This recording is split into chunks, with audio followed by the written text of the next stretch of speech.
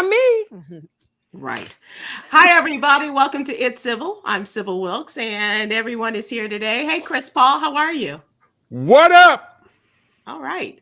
You're up. How's it going? Everything's going all right. Just chilling. Okay. Is everybody excited about Serena tonight? No? Okay. Hey, Huggy, how are you? Hey, Sybil. How are you, Sybil? I'm good. How you doing? I'm fine. What's up, Sybil? Yeah, it's bittersweet with Serena, man. Yeah, it is. It is very bittersweet. You're absolutely right. Hello, Coy. Welcome. How are you? Hey, I'm pretty good. Hey, Sybil. Hey, Chris. Hey, Huggy. Hey, what's up? Hey. What's up, Coy? Hey. Did everybody have a good weekend? I know, Coy, you worked. What'd you do? How many of your jobs did you work this past weekend? Only one. Shut up. Only one, yes. I'm making moves, making strides to lessen my work schedule and work smarter and not harder. Okay. I think I've done several years of that. Okay. It's been enough. And so what does that mean? So that means what I'm looking to do is find jobs or a job that pays me my worth, that recognizes that has, benefits that include, paid holidays and stuff like that. And I'm now happy to announce that I have secured one of those. So that should alleviate a lot of my financial struggles, if you will, but not eliminate all of them. I still will be working, other gigs and what have you to kind of make up for what is needed. So this means you have one full-time job with benefits and all of that? Yes. Okay. Officially today. Awesome. Congratulations. Yes. Thank you. No more treehouse. We're still going to the treehouse. Oh, yeah. Still alive and in effect. Treehouse. That's the Regal Beagles. Old Negro references. We're like Regal Beagle. What is that? A Regal Beagle. That's funny. That is so funny. Well, congratulations, Coy. We're very happy for you. Coy. Thank you. Now let's just hit the lottery and I can just be even more happier. Okay, well, let's take one at a time. One at a time. And speaking of which, have you guys heard that the person that won the $1 billion has still not come forward to claim their prize? Yes. Really? Yeah. Wow. Yeah. They lost that ticket in the trash. No, I think they testing all their family members and stuff. You know what I mean? I think that he's just waiting until he finds the right place to bury his wife's body. Oh, that's funny, Chris. Or they're going so wrong. Or they're going through an ordeal like the movie Lottery Ticket. It's just going to take a while for them to escape their neighborhood. Wow, the movie Lottery Ticket. Brandon Jackson. Just random. Coy just told her age, so she was like, lottery ticket. You're like, who? You're like, huh? Is that a Brandon Jackson reference? Brandon Jackson just set up. Who? Yeah. What? Yeah. Absolutely. Well, I'm glad that everybody's here. And he should have won an Oscar, by the way, for that part he played in that, Coy. For Lottery Ticket? Yeah, Brandon Jackson. Uh-huh. I'm hungry. Yeah. Log off, bro. Speaking of movies, I saw Elvis this weekend. Where Popeye? Yeah, pretty much. Yeah. You didn't see the actual Elvis. No, I saw Elvis. How was it, Sybil? It was really good. It was very long, but really good. Wow. Yeah. And I'm not a big Baz Luhrmann fan, the producer director, Moulin Rouge and stuff like that. But this story, and there was some disappointments in there. But my God, the kid that plays Elvis and Tom Bosley. He looks like Tom Bosley. Yeah. Tom Hanks plays Colonel Parker, and he does look like really? Yeah. But it was really good, and I wish they had shown more of his the black side of, you know, his influence and things like that. But they did have some. They didn't, Sybil. They redacted that part. No, Oh, goodness. no, there was still some in there talking about his friendships with BB King and things like that. So it wasn't full redaction, HUD, but you know, there were some things in there that they could have mentioned that they did not. So what are you gonna do? What are you gonna do? But it was a really good movie, but very long. Wow. Very long. How long was it, Sybil? 2.5 hours. Wow. Why are they making movies so long these days? They're trying to give us our money's worth, Coy, but it's man, it's taking a long time. All right. You know, a lot of your viewers thought you were one of those black people that only watch black movies, like them. You know, there are black people who only watch black TV shows, watch black movies. Yeah. I do go and support. You're talking about most of the barbershop cats. Right. They only watch the barbershop movies. I do go and support, but I was J. Anthony Brown and I have been talking about this for a long time, and he had seen it. I think he's seen it like a couple of times. So I did get a chance to see it. All right, let's move to the What You Need to Know newsletter. This is our Monday through Friday newsletter. It is absolutely free. The subscription is. Please go to SybilWilkes.com to sign up. And it will be in your email box every Monday through Friday morning. And we look forward to your joining our What You Need to Know news crew. Yes, indeed. Get your Cliff Notes in life. Don't be a dummy at brunch. I absolutely love that. I'm going to have you do a TikTok message in that effect, Hug, if you would. Okay. So Coy Malone, you are up first as our social justice activist, and tell us about the 53-year-old Black man who was convicted and incarcerated for over almost 3/4 of his life for a crime he did not commit. Yes, this is Sullivan Walter, who is 53 years old, was wrongfully convicted as a teenager in New Orleans after a home invasion rape more than 36 years ago. Hang on. Now a home invasion and the rape of a woman. Yes. And he served a total of 39 years, which included 4 for an unrelated burglary charge and 35 years for multiple charges in the rape case that happened in May 1986. So what happened was a rapist broke into the home of a woman identified as LS, held a knife at her throat, and threatened her 8-year-old son who slept through the ordeal. So what ended up happening was there was evidence that was not presented in the case that could have cleared Mr. Walter, including blood and semen evidence that never made it to the jury. Wow. Yes, so Mr. Walter was officially released. And after he appeared in court, he just said he was ready. I'm ready to live. I just want to live an honest, free life. And this is him at 53 years old from 15 going into the prison system. And there was a lot of other holes in the case that was presented. His lawyers worked with the Innocence Project of. The Innocence Project is that project, that organization that does just that. They go in and they prove the innocence of people who have been charged and incarcerated wrongly in cases. And that was a really good movie that Michael B. Jordan, as a matter of fact. It was a great movie. With Jamie Foxx. Right. Played Brian Stevenson. And Jamie Foxx was his client. Yeah. So not only does this young man get his life stolen from him, how many, you think of the person who would commit a crime like that, someone who breaks into houses and rapes women, you think that's the only one he's going to do? Right. No. So how many other women paid a price because of the law shoddy police work? Was ready to just throw somebody under the bus. You know what I mean? Right. That's right. That's absolutely right. Yep. And how many people? How many people? It just breaks your heart. It's crazy. It just breaks your heart that this man has been in prison longer than Coy has been alive. Innocent.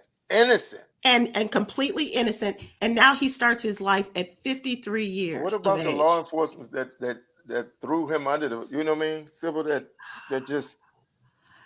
They talked about that in the filing as well. That how there were police officers that they were doing a horrible job with the case. The woman, the victim, she wasn't shown a photo array of anyone, including Mr. Walter, until over 6 weeks after the crime happened. They also talked about how his attorneys failed to point out conflicting statements by an officer working the case and missteps during the appeal process regarding the blood and semen evidence. And this woman isn't even alive now. Not even alive now. And, they reached out to her son for a statement, and he expressed his condolences over the wrongful conviction. But yeah, she has since passed. So that's sad. So she might not be aware of this now because she's gone. So you know what's so crazy? They do more work covering it up than actually doing what they're supposed to be doing. Yeah. Right. That is so I imagine he's got some kind of litigation going. To get paid. That's what I wanted to know too, Coy. I haven't seen any updates on that, but I would imagine so, just because there's a lot of different laws going into effect in different states that do cover people who have been wrongfully convicted. Wow. And this was Louisiana. Yes. Okay. So he could have been in one of those prisons like Angola or someplace like that. I don't know. That's just he was at on my part.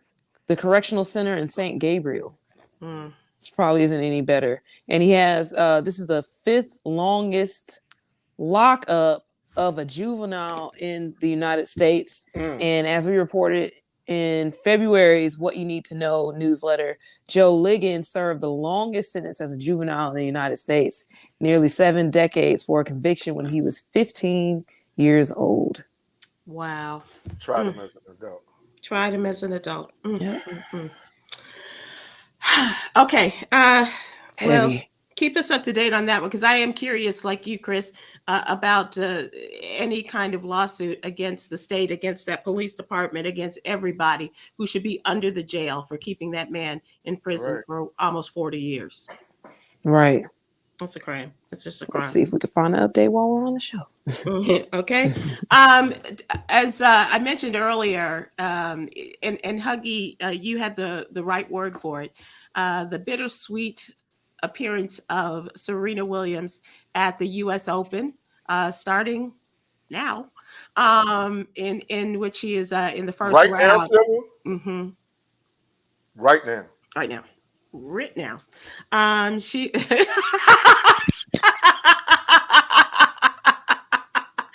Serena Williams, the long goodbye. Hopefully it's the long goodbye at the U.S. Open at Arthur Ashe Stadium, as she is scheduled to make her goodbye as a part of her evolution, not retirement. I want to make sure that we're clear on that. And also look for some really cool outfits. I guess accessories, we could call them. One are some diamond studded tennis shoes. I heard she had some diamond encrusted bling on her feet. So. Yes, sir. Yes, sir. Wow.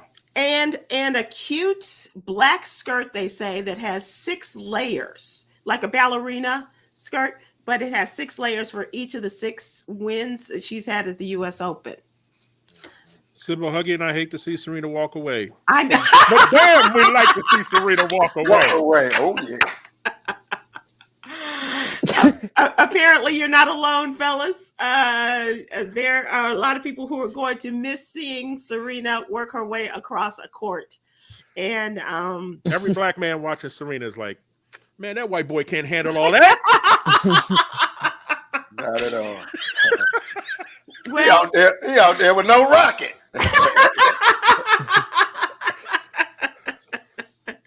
She says that she is going to spend more time with her family, including her husband, in order to make Alexis, the husband, she's going to spend more time with him so that they can make Alexis, the daughter, a big sister. She says that she's recently been encouraged to do that, and says that she's healthy to do that and have another baby, as well as their businesses. And she is an entrepreneur. So I'm very glad for her. But like we've all said, it's bittersweet just to see her and all that she has done on and off the court, and how she has stood up and as I said in the article, just made Black girl magic everywhere she went, and made people recognize that Black lives matter on and off the courts of life. I like what young tennis star Coco Gauff said. She said that Serena is not passing the torch. she's taking it with her because none of them, none of these other black tennis players will ever have to go through what she went through. Right. You know, their road is now easier because of Serena. Yeah. So she's taking the torch with her.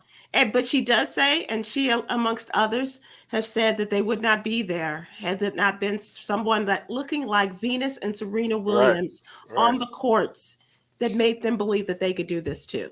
They were very inspirational for Black girls. Like, just seeing them as a kid growing up made me proud to wear my hair the way I wanted to, with braids and beads. And I was doing this through high school, and everybody was like, well, why are you doing that? Why would you want to wear your hair like that? Because they are. Because they have, and they can, and so can I. And the outfits. Let's not just forget about the fashion that they brought to the courts that no one else. And they wanted her to minimize that. Yeah. The cat all the stuff suits she went and all through, of that. Cat suits, they had a problem with it. You know? Yeah. In addition to her talent, you know. Right. I mean, the impact is really generational as far as changing the mindset of Black people, because now we have a whole new young generation of Black people who don't think it's crazy to have a Black president.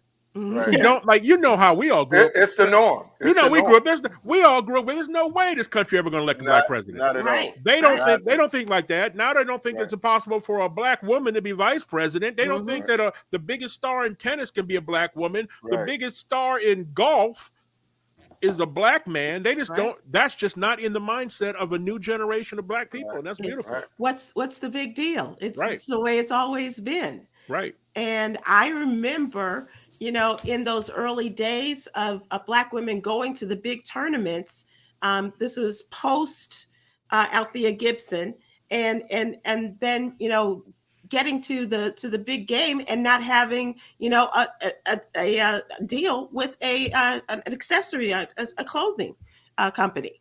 And so they would take somebody like a Billie Jean King or Navratilova would take their clothes and give them to the girls before they got their deals to do this. Wow. You know, and now everybody has that, you know, and good on them. Although I would kind of like those Serena diamond encrusted tennis shoes with the SW on there. I'm just saying. I don't know. I know I don't have the money. You will have to sleep with them on. Right. I'd never take them off, man. Yeah. And have them attached with some other kind of thing so that nobody could take them off of me. But it's just been a wonderful time watching her and just thinking that it's been all these years that she has over 25 years since she made her first appearance and win at the US Open. And it's fitting that, you know, she goes out this week. She really is. She really is. She's amazing. So all hail to the queen, as we like to say. Absolutely. And also want to make one more mention of what's in the newsletter. And that is talking about movies earlier. The $3 movie, one day only, national theaters across the country on September 3rd, a nationwide discount in more than 3,000 theaters on more than 30,000 screens. One day, $3 your tickets will cost. You better believe they're gonna be charging $30 for popcorn. It's a Saturday. They're gonna make up that $3. Oh yeah. Oh, for sure. Yeah, absolutely. and no doubt about it. Like, I went to the movies and paid for it, but I had a birthday coupon for my popcorn and and soda, right? But you can bet you by golly, wow, there are going to be no coupons available on that day because they're going to make all the money they can get in order to, when people go to the theaters. Wow. Yeah. So, but I would love to, you know, I had friends this morning texting me saying, we're going to get our tickets now. So I was like, when was the last time you went to a movie theater, Chris? Pre-COVID. Wow. Do you remember the last movie? That was the movie, Sybil, pre-COVID. What about you, Coy? We went to the movies. What was that? Last month. Okay. But the theater that we go to generally doesn't have a lot of people there. They show new movies and the tickets are discounted. What do you mean? Oh. Terrence Howard movie? Mine. I think my last movie may have been Endgame. No, we watched Thor. Really? Wow. We watched the new Thor. Okay. And a lot of people there. Hug, what about you? I don't know when to. Nope. I went to go see Nope. Oh, you saw Nope. Okay. So fill in this blank. I went to the movie theater to see blank for only $3 and overpaid. Right. Yeah, I can't say it. It's I know you can't. I know what Sybil's gonna say, but she can't say it. I can't say it. What'd you go see, Sybil? I would see Idris. That movie that was a beast. All right, let us move now to what's really going on. I want my $3 back. Yeah. I heard they don't put back Redbox. Sybil. Here's our question of the day. Rapper producer Diddy recently took to Twitter to ask who killed R&B. The implication that R&B is dead generated a lot of response, especially among R&B artists and fans. So I'm asking you, is Diddy right? Did somebody kill R&B? Is R&B dead? And also, what is your favorite all-time R&B song or artist? So it's a combination of all of this. We want to talk about what Diddy said because other people have chimed in, and some are really not happy with what Diddy said, what his question was, and also want to find out what's that favorite all-time favorite song of yours. And this brings to mind a question that we had at my birthday lunch. As a matter of fact, Yolanda asked us if there's one song you could take with you on a desert island, what would that song be? And I'll just tell you, mine is Stevie Wonder's Don't You Worry About a Thing. Or if I could take that whole album, I would. But if that's the only song, I would go with Don't You Worry About a Thing. Luke 2 Live Crew for me, so. I love that. I love that. I absolutely love it. No, I don't know what song I want on a deserted island, but I want it by the SOS band. Get me out of there. I don't know.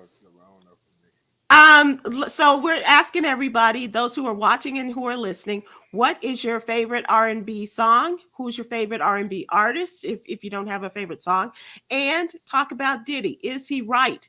Is he right that somebody killed R&B? R&B dead. Of course, Anita Baker. It's 365 days.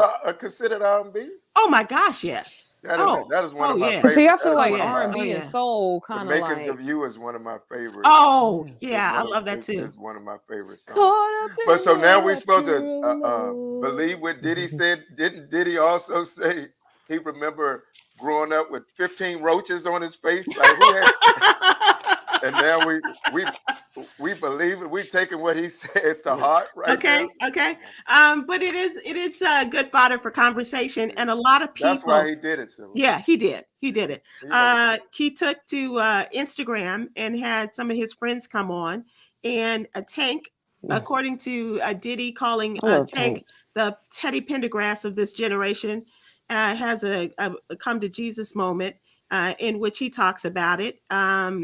Also, he talked to some people that he says felt that there is something missing. But Diddy also talked about his new album that is going to be keeping R&B alive with some folks like Kalani and other people. And Teddy Pendergrass just stood up in his grave. I know. Right. I know. Well, everybody has their comparisons to make it and to keep it alive. I love Tank personally. We love Tank. So do I. We like Tank. We love Tank. I'm not sure about that. But nobody ever called Maxwell Marvin Gaye. That we know of. But make comparisons. But let us ask folks. Coy Boy. You know that's Coy Boy. That's right. As Coy, and before you tell us what your favorite R&B song is, let's ask the people to continue. We have one person who chimed in with Anita Baker, and Aubrey Williams says, no, Diddy is not right. My favorite R&B artist is Anita Baker. My favorite R&B song is Can We Talk? Oh, by Tevin Campbell. That's a good one. That's a good one too. Yes, absolutely. Tevin shocked the world last week, didn't he? I know, and we haven't even talked about that yet, and we will. He came out. He has confirmed what many people. Breaking news. yeah. And actually, he did it several months ago, Chris, and I think the word just got around. It didn't come out. Yeah, He did it. He did it a while ago, and people. It came up in some other article or something this past week. So Coy, give us yours, and then we'll go back because I saw Donna's, but I didn't see what her response was. Coy, what's your favorite R&B song? I have a few. It's hard. Give us so your favorite. I just have to go to Fortunate. I just have to go to Fortunate with Maxwell. Okay. I love that. And who's your favorite R&B artist? Because as a musician, I bet you've got a whole list of those too. A few. Avant, I feel like is very underrated. Mm-hmm. Brandy, I feel like she's underrated. Raheem Devon, very underrated. Brian McKnight. That's DC. Okay, so Brian McKnight said something about that. that. He did. Absolutely, Huggy. Thank you very much. Usher called him nuts. So Brian McKnight says that Diddy is bugging. He said it won't die and genres don't matter, which is somebody who says that he doesn't want to be. So, but did he say bugging? He said bugging. Yes, he need a new song. Yeah, Brian McKnight is killing R&B. He's killing the jargon, that's for sure, bro. He says the music should be genre-less as a whole and doesn't even consider his music to be R&B. That's spoken like somebody who feels like, he wants more white folks to buy his music. So have you heard Chris joke about with Brian McKnight? One last cry? Yeah. Have you heard Chris joke? Chris, do you have time? Do you have time? I can't do that joke. Last time I did it, my voice cracked horribly. Just try. And it was very painful. Just try. No, I'm not going to do the joke, but I'm going to say this: the biggest culprit, as far as anybody who was assaulted, the genre of R&B, is radio. Radio. I mean, now we're at a point where everybody controls what they listen to. Right. But over a period of time, radio, which is mostly even black radio, which is mostly owned by white companies around the country, they decided what young black people were going to listen to, and none of it was R&B. Right. And if it was going to be R&B, it had to be R&B that was crossed with hip hop. Mm-hmm. Right. So now you have R&B, pure R&B artists like a Brian McKnight. Right. Some of the older artists. I mean, it's a miracle that like Charlie Wilson was getting played on the radio. Yeah. At one point, but now they control what young people listen to, and so young people just went in all hip hop, right? So you have true R&B music out there. People still making great R&B music, right? Like at the Grammys, what's the category they have now? Is it like traditional R&B? Yes. And when they do the categories, nobody's heard the songs before. Right. Everybody's like, "What was that?" Yeah, I'm clueless. Jill Scott put out an album. Yeah, we don't know because you don't hear it on the radio. Right. So people like Ari Lennox and Josiah Bell that are doing amazing work now, and we don't hear their music on the radio at all. We don't hear Brett Fayez. There you go. Brian McKnight says that he compares himself to Marvin Gaye and to the Four Tops. This is Brian McKnight comparing himself to Marvin Gaye and the Four Tops and how they're Brian who? He compared himself to Marvin Gaye, Sybil? Brian needs to take 6. At least. Brian is bugging, Sybil. I get it. You do? Okay, so explain to me, Coy, because I don't. I mean, some artists I can listen to them. No, I'm being you can very hear the serious. influence. Okay. Like you can tell who they grew up on. And so I feel like that's why a lot of artists compare themselves to certain artists that are, the greats, because you can hear that influence in their voice. Not to say that they sound like them or you would put them side by side and they can hold a candle to this person. No, but I can hear the influence in his voice, if that makes sense. Like I can tell he listened to him a lot. You can tell he listened. Okay. Like Russell Westbrook has had a great NBA career. He's a Hall of Famer. Right. I mean, he averaged a triple-double, but there's no need for him to ever say, I'm like Kobe Bryant of the day. Right. Like nobody's asking for that smoke. You don't need to do that. Brian McKnight is great on his own. Mm-hmm. Marvin Gaye? Yeah, that's Marvin Gaye? And here's the interesting. He compares himself to Marvin Gaye and the Four Tops, even though he said their R&B sound differs from his. Yes, but maybe that's what he's talking about. Was what Coy is saying. You can hear some sort of influence because of what he listened to as a kid. That's a stretch for me, Coy, but I get it, and I can appreciate, you know, you're explaining that, because I think that a lot of people now, Usher on the other hand, he just went straight after Diddy, and he said, no, he did. He said it's nuts. Watch this. He went off and he said that he is effing nuts. He said that R&B is timeless. It ain't gonna go away. Nobody killed it. It's not dead. And it sounds crazy. Knowing that how he has benefited from R&B, still has it in his music. And to say that somebody killed it doesn't make any sense. What he's trying to do is just generate some smoke. Right. That's what Diddy does. For his album coming up. Yeah, exactly. So Coy, you got a whole bunch of songs, and we're still asking people as we wrap this up for your favorite R&B song or your favorite R&B artist, or how crazy is it what Diddy says, or do you agree with him? Is R&B dead? And Chris, I think that you talk about it, and Denise Cuffey on Facebook, I don't think R&B is dead. Oh, just hidden. Yeah. I think Chris has made that point with, who's running the stations, who the music directors are, and how they program the music. And it's hard for us to find real R&B. But that's why you have these R&B artists that have their own cult following. Right? Yeah. It's like our kids turn us on to, what's hot, or who's the hottest artist now, because they know. Right. Or as Chris said, they select their own music. Right. We don't, we don't have the playlist that we used to have. But they curate their own. Right. And a whole lot of artists have their own cult following. So they pretty much are their own station, their own radio station. Right. Yeah. Yeah. And traditionally, Black people as an audience, we're just like too cool for ourselves. We like to move on to the next thing. Whereas you look at comparable R&B acts and their rock and roll counterparts, and how old school rock and roll artists are treated like royalty. Yeah. You got George Clinton.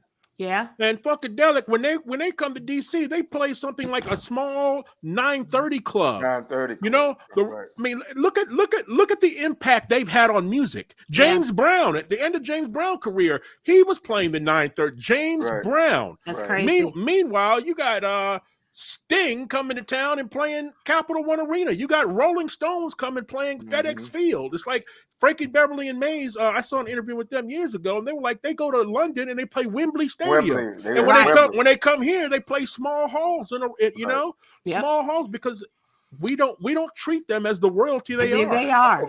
But over in the UK, they get it. They appreciate good music. And Tom Joyner Tom has shown that, by following the concerts around the country, around the world, actually, and seeing and coming back and telling us stories about that. Yolanda, let's go to some comments. More people. Carl Hodges on Facebook says, Sade, nothing can come between us. And Angela Winbush Angel. Oh my gosh, good choices. Good choices there. Yeah. Have you ever seen Sade in concert? Yes. And her very first concert in Chicago, when she her very first album. Oh my gosh. Yeah. Chris, you've seen it, haven't you? No, I did not. But she's going to do an arena. Yeah. When she comes out, she fills an arena. Yeah. It was a journey, Sybil. I can't even explain. Ooh, Still in Love by New Edition by Janice Brown. Thank you. I love that. New Edition is like Facebook. Young vets. They still get it. They still do it. You know what I mean? Yep. Those cats get it. They get it. But who else gets it? Stevie Wonder, Do I Do? Absolutely. Oh, iMac 815 on YouTube. I love that. Absolutely. Stevie Wonder. Stevie Wonder do 3 hours and still don't touch half his catalog. Right. Yeah, Songs in the Key of Life concert that he did at Madison Square Garden. Saw that. That was Prince, awesome. One of my favorite concerts too. Thank you, Gail artist. Chris? I think Chris. Gail's freaky. Erotic City uncut version. Mm-hmm. And before we end, I want you all to hear this. And this came from who was this? It said that the queen of hip hop soul said that you can't kill something that's in our DNA. Mary J said it's got to keep transitioning from generation to generation. Right. But they was trying to kill it. But she said, you can't kill something that's within us. And that's really powerful. And she thanked the radio stations and the fans that, for their relentless support, but said the singers have to keep themselves alive. And that's really quite powerful. I think we're going to revisit this again, guys, because I think we just scratched the surface of people giving us their suggestions and their comments and talking about this and agreeing that Diddy might be effing nuts. Hold on. So Diddy asked the question. Did he have an opinion on it, or he just asked the question? Bro. It's promotion. No, that's what Diddy's doing. Diddy's doing what he's supposed to be doing. He's just promoting. He's promoting. He was asking people what they thought was missing and saying that he had the answer with this new album that he's promoting. So we'll see. What's missing? The members of 112 said our money.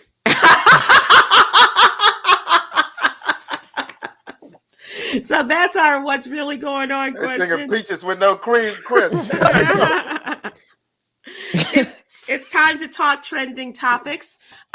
First of all, guys, how was the weekend? Ooh, it's great. Packed the Birchmere. Thank you to everybody who came out. We love it there. And now we move north, heading up towards Baltimore. 2 big nights at the Magooby's Joke House. Joke House. 4 shows, 2 days. Friday and Saturday this week. Get your tickets at magoobies.com. And did and we have to ask a question. Yeah. Is black comedy dead? I mean, it seems to be the way to promote something. So is black comedy dead?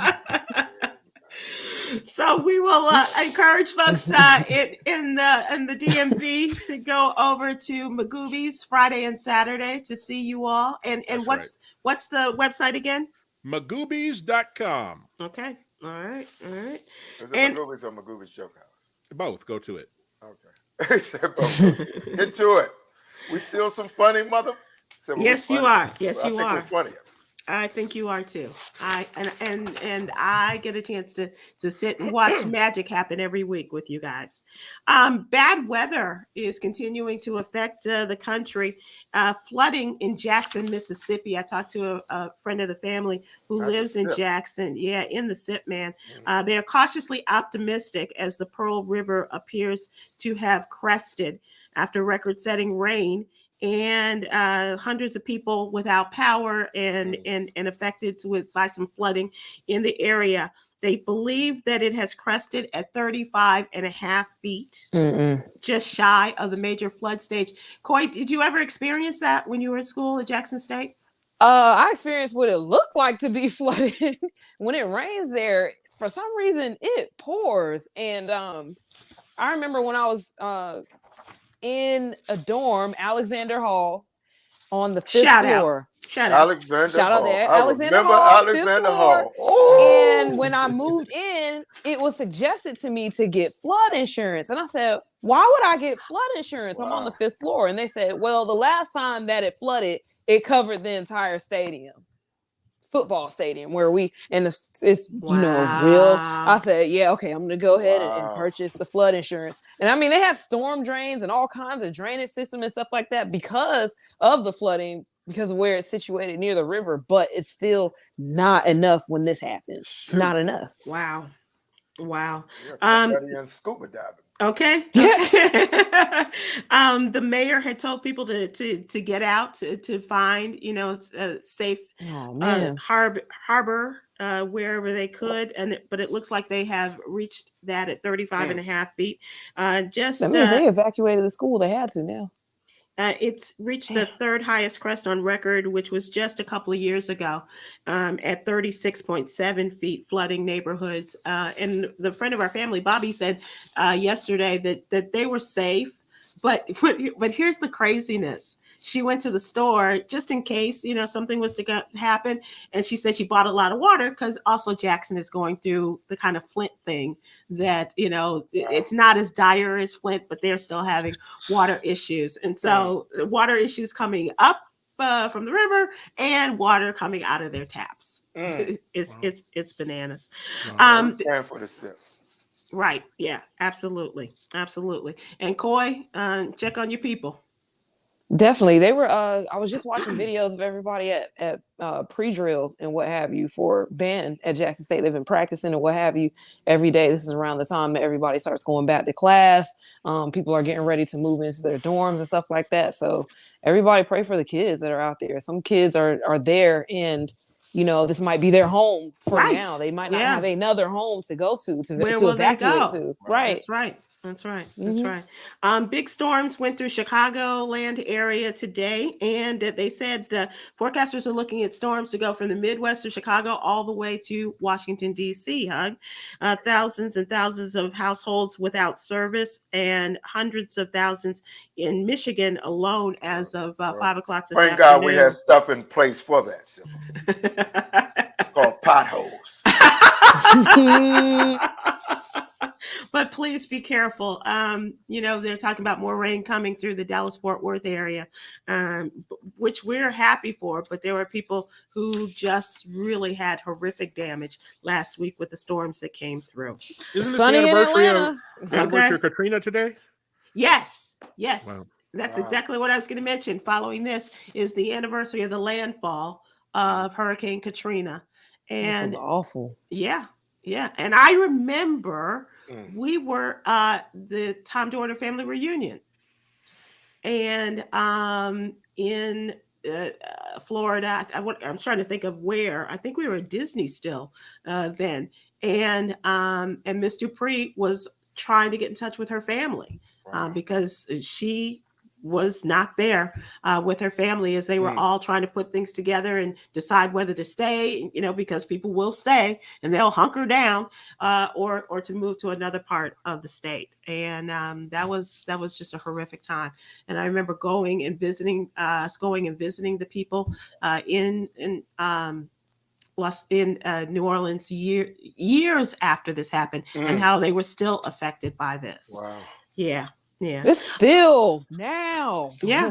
I just went a few months ago and there are still buildings downtown, homes, all of that are still damaged, that have not moved, have not been improved, nothing. It's just sitting there. Yeah. Just sitting there. And wondering, will the levees break again? Right. When could this happen? I want to talk about this horrific shooting of the Washington Commanders rookie that took place. Right.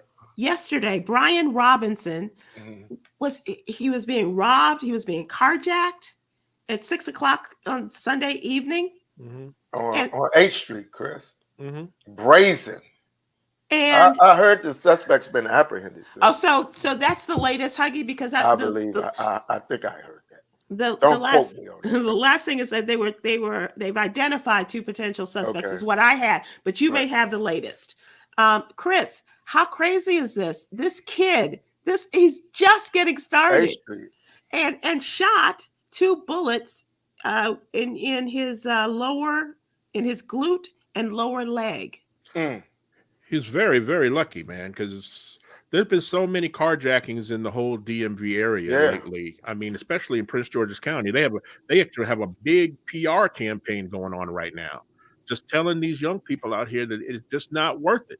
Right. And so many times it ends up in extreme violence, and that's why this player is so fortunate. Right, it's so fortunate, man. I mean, it's senseless too for his car. Come on, y'all. Yeah, it's like these youngins are out of control. So I mean, just this guy was doing the right thing. I mean, just did it right. I mean, school, put the work in, football. I mean, and then to make it to a professional level, and to be hanging out. Right.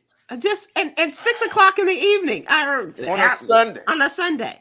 And just getting his legs, if I can use that term, getting his legs under him, 3rd round draft pick, and getting started with the Washington Commanders, and then this happens. But they're supporting him. The coach has been there. For a speedy recovery. Absolutely.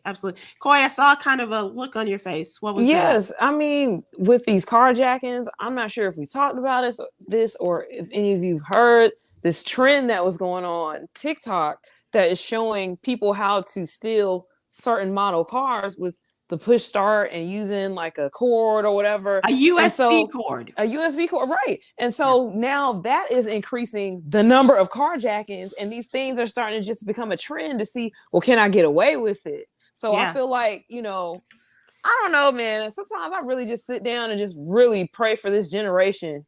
Well, I pray for all of us, because those of us who are affected, who may, you know, just because we like the Kia or a Hyundai, and all of a sudden somebody puts this up on TikTok. Now you're a target. Yeah, now you're a target. Yeah, you're a potential target. And I want to add that for these guys, these carjackers, to do something like this 6 o'clock on a Sunday, this ain't their first rodeo. They've done this before. To be that brave, this isn't their first time to do something. Your first carjacking is not going to be 6 o'clock. Right. On H Street, busy H Street. Busy. The H Street is busy. We after shows sometimes we hang out on H Street to go get something to eat. You know, I mean, it's so gentrified now. You know what I mean? It's like, but I knew they was car definitely couldn't have been worth it. The same thing in Chicago. I mean, Gold Coast, which is the, you know, where all the rich folks live and all the major stores are, and the Magnificent Mile and all of that. And people are doing it in the middle of the day. People are getting shot. One man had an argument with another guy, and the guy just slit his throat.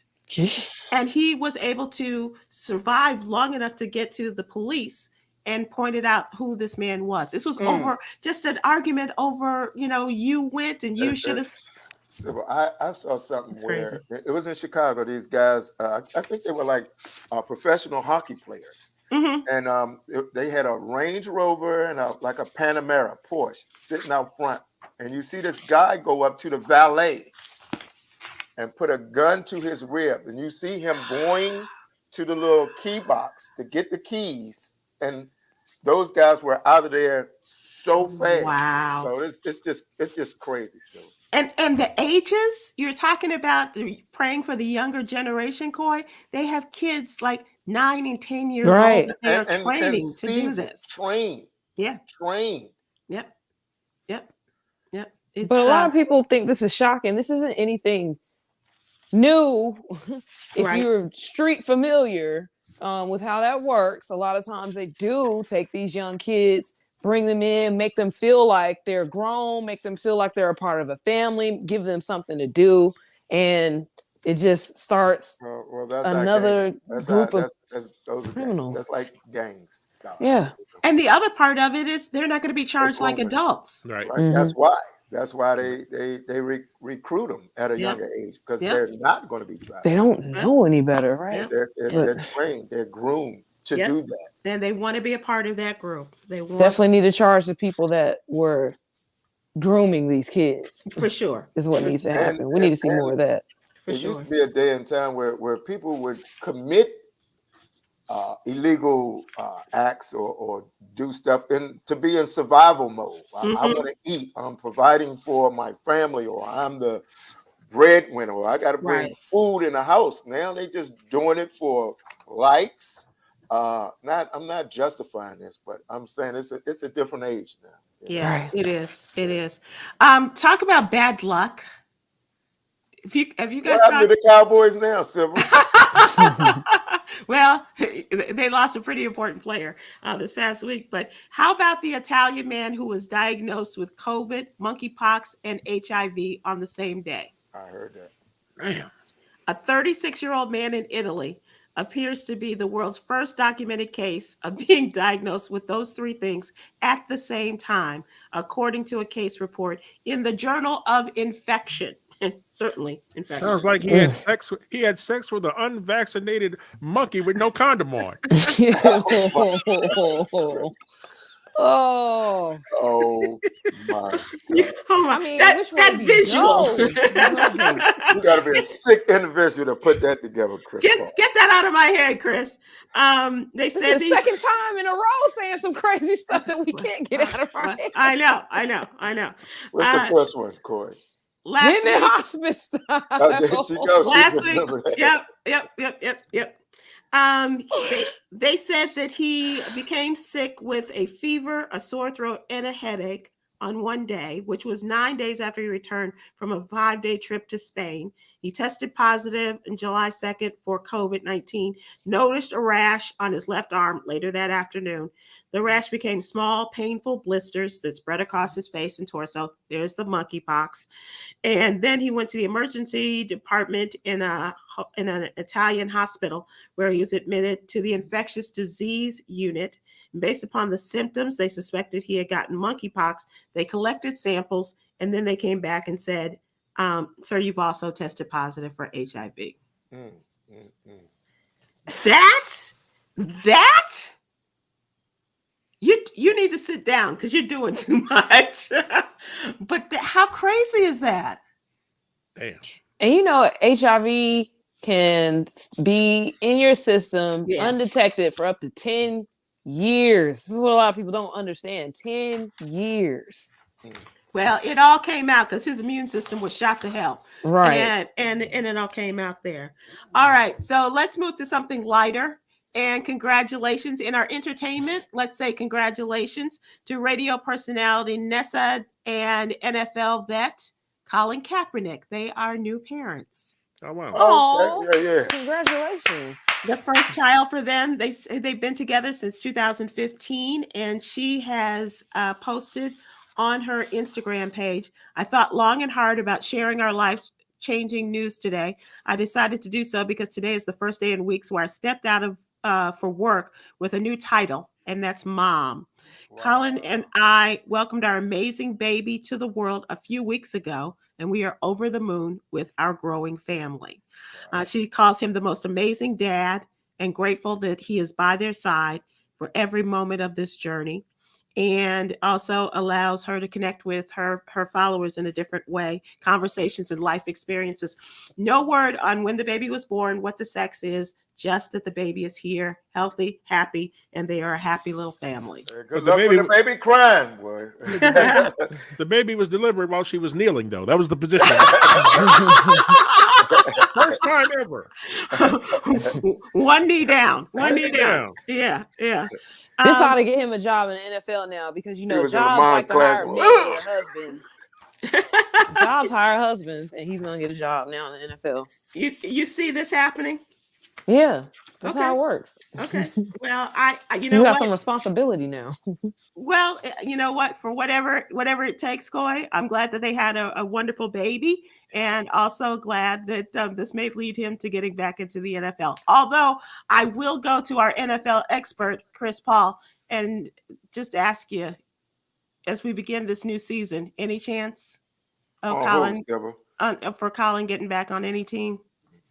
I mean, I never say never, but it's like it just takes one team. It just takes one team. I mean, there's some horrible backup quarterbacks in the NFL. And they still, bro. Right. But Chris, the other day I saw Trubisky starting for the Steelers.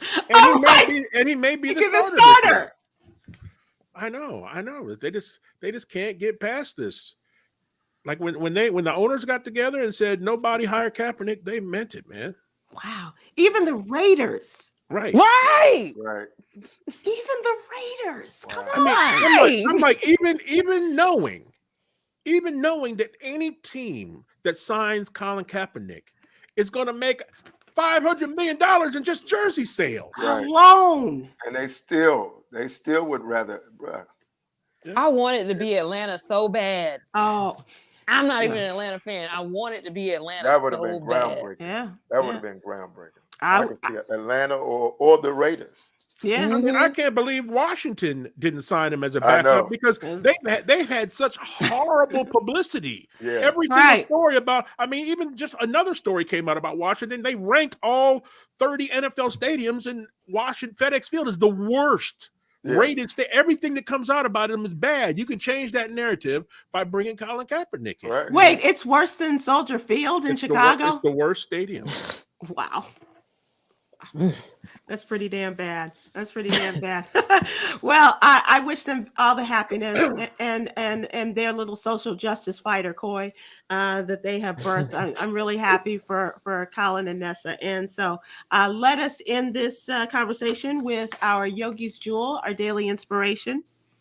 And she asks you to consider practicing the laws of detachment by allowing others to be who they are. Say, Detachment. okay. Detachment. The laws of a detachment. Yes. You hear that, Nick Cannon? With that, we say goodbye. Hold on. Thanks. The same woman who's always telling us to hurry up and speed it up and move on to the next segment. Yeah. Telling us to be who we are. That is who we are. We're long-winded. Yeah. She's already detached from us, Chris.